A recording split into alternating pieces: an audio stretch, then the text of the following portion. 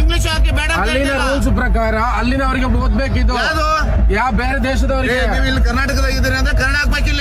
ಏನ್ ಮಾತಾಡ್ತಿರ ನೀವು? ಏನ್ ಮಾತಾಡ್ತೀರಿ ಅಂದ್ರೆ ಕನ್ನಡನ ಮಾತಾಡ್ತಾ ಇರೋದು. ಅದೇ ಹಾಕಿದೀನಲ್ವಾ ಕನ್ನಡಿಗ ಅಂತ ಮಾತಾಡ್ತಾ ಇರೋದು. ಕನ್ನಡ ಹಾಕಿರಿ ಅಂತ ಅದನ್ನ ಹಾಕಿದೀನಲ್ವಾ? ಏನ್ ಮಾತಾಡ್ತೀರಿ ಅಂದ್ರೆ ಕನ್ನಡ ಮಾತಾಡ್ತಾ ಇರೋದು. ಅದೇ ಹಾಕಿದೀನಲ್ವಾ ಕನ್ನಡಿಗ ಅಂತ ಮಾತಾಡ್ತಾ ಇರೋದು. ಕನ್ನಡ ಹಾಕಿರಿ ಅಂತ